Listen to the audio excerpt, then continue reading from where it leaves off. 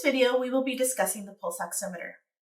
We carry different models, but they all have the same functionality and serve the same purpose.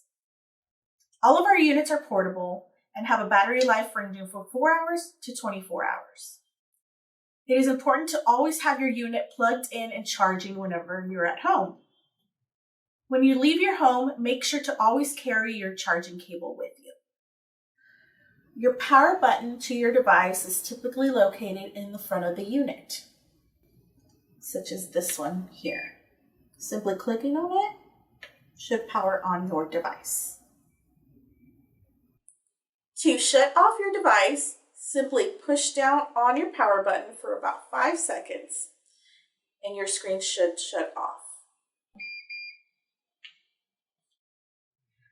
The purpose of the pulse oximeter is to monitor your child's heart rate and oxygen saturations based on the parameters provided to us by your child's doctor. Your parameters and readings can be found in the front of the device. SpO2 stands for your oxygen saturation. You will get your reading. Right next to it will have the high and low oxygen saturation parameters prescribed by your doctor. You will also get your heart rate reading, which will state PRBPM, which means pulse rate beats per minute. That will read your heart rate and it will state your parameters as well on the side with the high heart rate and low heart rate parameter prescribed by your doctor. Prior to your setup, one of our respiratory therapists will program the settings onto your machine and lock the device. This will ensure that no changes are made accidentally.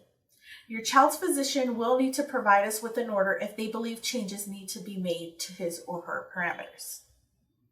Upon setup, you will receive 4 pulse oximeter probes, hypoallergenic tape, silk wrap, your patient cable cord, your unit, and a travel case. Your probes will be shipped out monthly, which would make 1 probe used per week. Placement of your probe is extremely important. Proper positioning has a lot to do with getting a clear reading. If you are working with an older child or an adult, proper placement would be on a finger or on a toe, like so.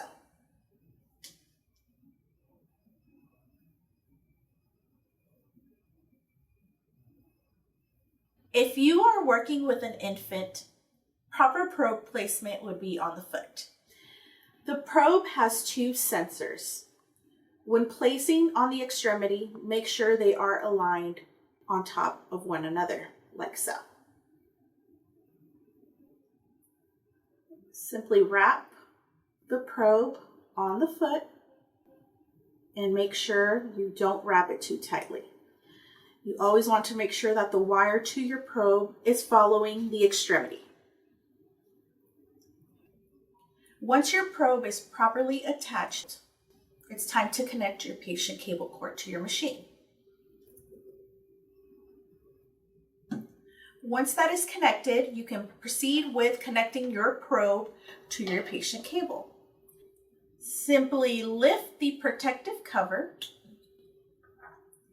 Make sure the arrows point to one another and align and insert, like so. Once inserted, click your cover back on and you should be good to go. If you find that your machine is having trouble picking up a heart rate or oxygen saturation, try repositioning your probe. If you do experience issues, you will get an alarm that sounds like this.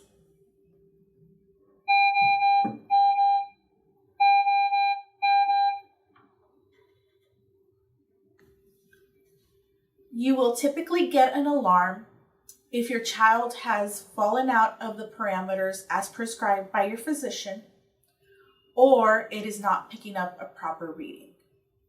If repositioning your probe does not solve the issue, we recommend utilizing your foam wrap to help keep the probe in place, like so. Or you can also try placing a sock over your child's foot to keep the probe in place. As a reminder, we recommend switching sensor sites from one extremity to another every 4 to 6 hours to prevent skin damage or issues. When switching to the other extremity, make sure to restart your machine so that the machine can register the new site. This will help with getting a proper reading. If you notice the adhesive tape to your sensor probe wearing off, you can go ahead and remove the sticky tape. Cleaning the probe with rubbing alcohol or an alcohol wipe after removing the sticky tape can also help with getting a proper reading.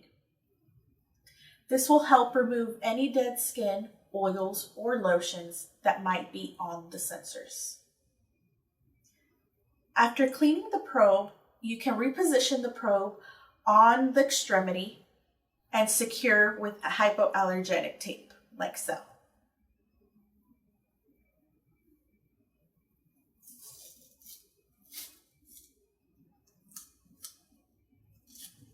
You can always cut your hypoallergenic tape in half to help better secure your probe to your extremity. Also, try not to over-tighten the tape. If you are still unable to obtain a proper reading, try placing a new probe. If you have any questions after watching this video, please give us a call and one of our team members will be happy to help.